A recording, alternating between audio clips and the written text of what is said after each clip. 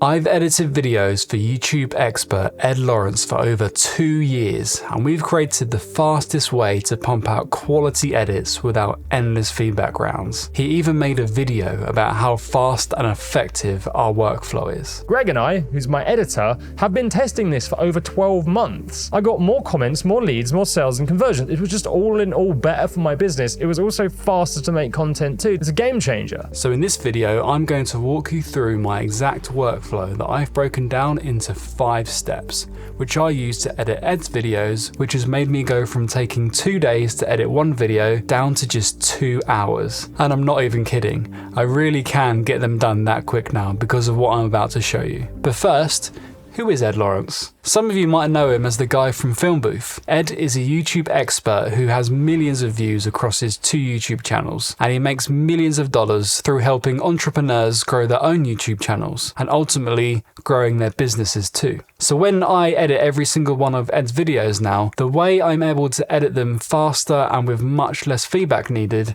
is by following a step-by-step system. So step 1 of this system, instead of creating a brand new project and going through and setting up all of the settings every time I edit a new video, it's much quicker to just have a base project with all of the correct settings for that client set up. And then I can use this as a starting point to edit each video from. So I know that Ed films in 4K at 25 frames per second. So I have my timeline in my base project set up for that. I know that Ed films the A-roll of his videos in the same place and with the same lighting. So I have a color grade that I've made for his A-roll that I can just click on and it adds straight onto his video, which saves so much time because I don't have to grade his A-roll every time I edit one of his videos. It's the same with his audio as well. I know that he uses the same microphone in the same place, so I've set the dialogue audio track on the timeline to already be set up with the audio adjustments I've made. So here I've added a custom EQ, dynamics, a multi-band compressor,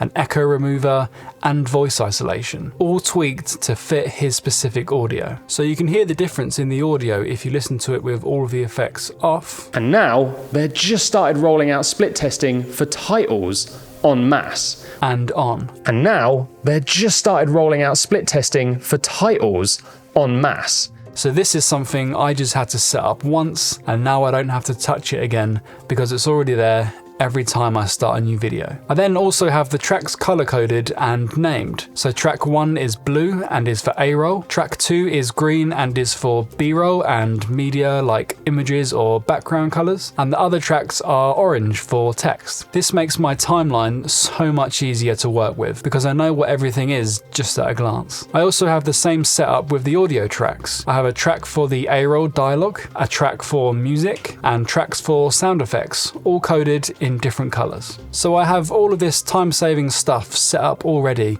and I never need to set it up again because when I start a new video for Ed, I just copy my base project, which has that timeline and all of these settings applied, and then I just paste it and rename it to the new video name. And off I go on to step 2. I put Ed's A-roll into the timeline, apply the preset grading to it, and double check that the audio is sounding how it should be. And now this is where the edit has to be approached in a certain way. And if this is done wrong, then the edit is just going to take 10 times longer and be 10 times more difficult. So when I was starting out as an editor, I would put the A-roll into the timeline and then start working on getting every few seconds of the video completely done. So I might start adding text to the intro straight away and then adding B-roll, sound effects and music to get that first 15 seconds completely finished, and then move on to the next 15 seconds and add more text, B-roll, sound effects. But this is the completely wrong approach. The correct approach is to work in layers. So I start by cutting up the A-roll and making sure that's finished. That's one layer. And then I add the music if it needs it. That's another layer. And then I add the relevant text and B-roll on top of it. That's another layer. And then I add the sound effects if needed. So I'm basically doing whole passes of the video one at a time. And this makes it so much quicker and simpler because it's easier for my brain to stay at each one of these headspaces one at a time. So for example, I can get in a flow of cutting up the entire A-roll of the video, and then working on titles and B-roll requires a completely different headspace, which is more creative. And adding sound effects all in one go is yet another headspace. And if I've got all of my sound effects open, then it's also quicker to add them all in one go, rather than having to keep finding them each time. But going back to the first of these layers, cutting the A-roll. So the way I cut up A-roll is by first removing all of the big silent gaps in the footage automatically. So I select the clip in the timeline and then come up to clip and then audio operations and then ripple delete silence. I already know what settings to set these to give me the best results for Ed's clips, but in a nutshell, the threshold slider is going to remove parts of the clip that are quieter than this amount. Then the pre-head and post-head is how many frames it's going to leave as a buffer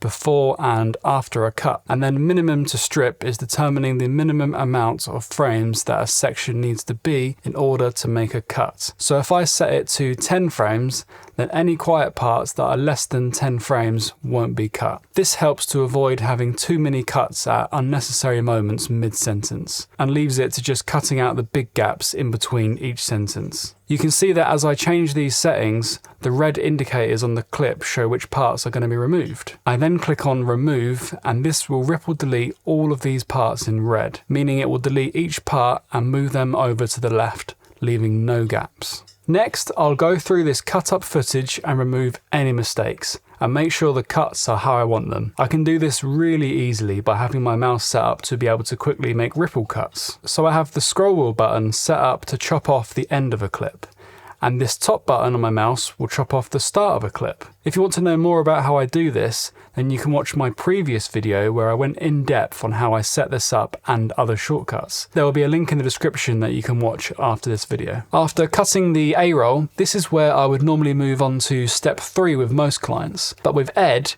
we've added an extra step into the system, which has been a complete game changer for us. So this is step 2.5. This step isn't something that I do with all of my clients, but using it with Ed has dramatically sped up the process for the both of us. So I export the timeline with the A-roll all cut up and I send it to Ed. Ed can then open up the timeline on his computer, and then he can go through the video and add basic text boxes on top of certain parts just with basic instructions like write this here or show a clip from this video here. And he'll also add images in places as well where he wants specific images to be shown, just like you can see on screen here. Ed is a video editor as well, so he knows his way around the program, but he's only doing really basic things here which anyone could do. It's just adding notes to the timeline.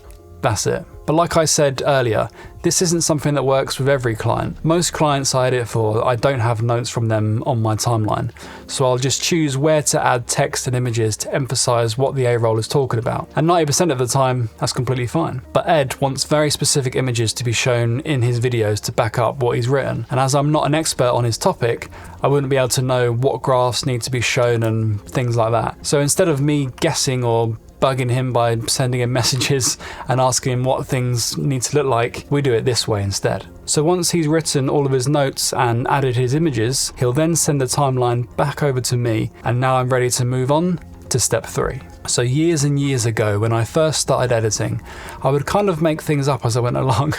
I would try to cram in a bunch of random effects, and I'd be scrolling through endless templates trying to find the most impressive looking title animation that I could add in. But this basically ends up in a video that feels a bit disjointed and all over the place. So to stop myself from going down this rabbit hole, I started using reusable presets. These are branded titles, effects or animations that I use in all of the videos for that client. So with Ed, we worked together to figure out a set of title presets and effects that would fit into his branding and could be used for all of his videos going forward, that can easily be dragged and dropped onto the timeline. And now I will very rarely use anything outside of that, unless something specific requires it, obviously. But how did I get these presets? Well, I made them myself on the Fusion page, and then packaged them up and saved them where I can access them on the edit page. But to save you the work, I've actually made a pack of 21 DaVinci Resolve presets that you can use yourself and brand them however you like. This pack includes titles, sidebars,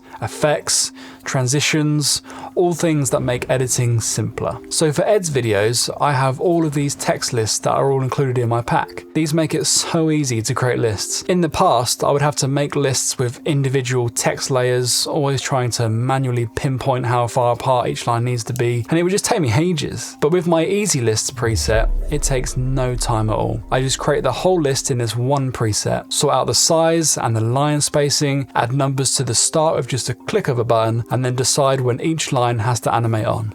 And that's it. There's also presets like graph bars and easy lines that I use all of the time in Ed's videos to be able to easily show information and get Ed's points across. I've also got my sidebar preset, which will bring out a sidebar and move the A-roll underneath it all in one tool, plus tons of other time-saving presets that make editing so much quicker and easier for me and other editors now. So check out my Essentials preset pack below if you want to make your life easier. So what you can do with presets like mine is just change the branding to your clients, so the color and the font and anything else you need to do, and then save it to its own specific folder for that client. I've made a whole video showing how you can do this. I'll leave a link to it in the description. So once you've edited a few videos for your client, you should be able to get to a point where they agree on a set few titles and effects that can be used for every video, so you don't have to spend time looking for new ones. You can have this bank of presets to choose from for each of their videos. So when I'm editing Ed's videos, I have all of these notes on the timeline that Ed has left for me. So this one is saying to add text saying this. So now with my bank of presets,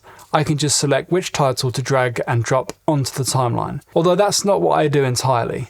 I've actually made this much easier for myself. I've actually set up a workflow with my iPad, so I don't even have to go into the effects browser. So now when I'm editing, I can see all of the titles and effects that I use for Ed at a glance on my iPad. So I can just tap on the image of the one I want. In this case, I want this title wipe, and in under a second, it comes straight to my mouse. So you can see here on this next note, Ed wants this image here. So I just click on the background gradient on the iPad that I always use for Ed's videos, and now I click on this preset, which is a mask with a coloured border. Add that to the image, and it's done. So I just go through each note, grab the preset needed just by tapping on my iPad, and this makes editing videos insanely quick. So look here, Ed wants a list. So I'll click on the sidebar and then click on the list, which is already set up to go inside of that sidebar, and then just copy and paste each line onto the list. It's so quick. Oh, and by the way, if you want to learn more about how I set this up on my iPad, I've left a link in the description to one of my previous videos where I go more into depth about how I set this up. Once I've added all of the titles and images, I'll then move on to step 4.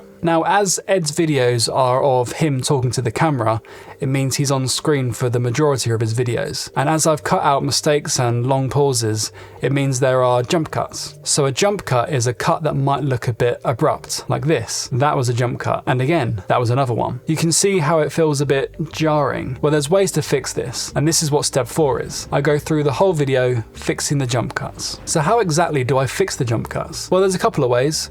The first way is using the smooth cut transition. So the smooth cut transition is good for when you have a jump cut where the frames aren't too different from each other. So for example, here's a clip of Ed without the smooth cut transitions. And after looking at the data, what I found is the average click rate on a lead magnet link below a video is 1 to 3%. And then this is the same clip, but with the smooth cut transitions. And after looking at the data, what I found is the average click rate on a lead magnet link below a video is 1 to 3%. I find this really useful for getting rid of a lot of jump cuts, but you have to be careful with it because sometimes little things like hand movements can look weird. I don't keep any smooth cut transitions in there if there's something funky going on like that. And if the head position is too different between two clips, then that will also create a weird result. So I'd say use it sparingly, but definitely use it because when it works well, you can't even tell it's there. And then the second way I hide jump cuts is by scaling up the second clip. So if you have a cut like this, you can use the viewer guides to set where the eye line is on the last frame of the first clip. And then on the first frame of the second clip, you can set the zoom to around 1.4, just so there's a big enough difference from the first clip. And then line up the eyes using the guidelines so that the eyes are in the exact same place. It then makes a cut that isn't as jarring to look at. My main rule that I follow for this one though is to never use it mid-sentence.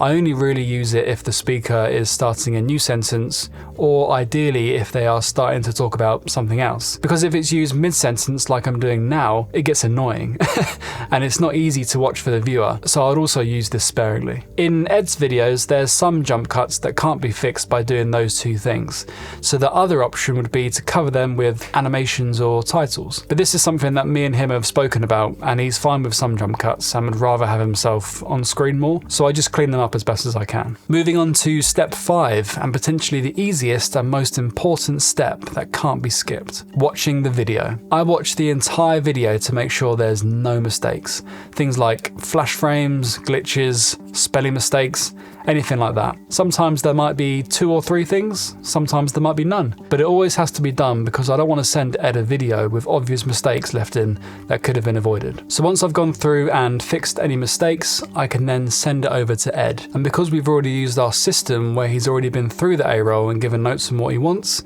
there's rarely any changes needed at all at this stage. And while mine and Ed's system might not work for everyone, it's up to you and your client to work out the system that works best for the both of you. Also, you might have noticed that I didn't include a step for adding music or sound effects, and that's just because Ed no longer has music or sound effects in most of his videos. But if he did, I'd normally add in the music just after cutting the A-roll, and then the sound effects would be the very last thing that I add. I edited a couple of videos for his other channel called Film Booth, which had a lot more complex editing going on, with lots of animations and music and sound effects. So if you want me to do a video on how I edited one of those, then just let me know in the comments below. But having a good editing system is only half the puzzle to having a good workflow. So watch this video to find out how to be much more productive with your editing.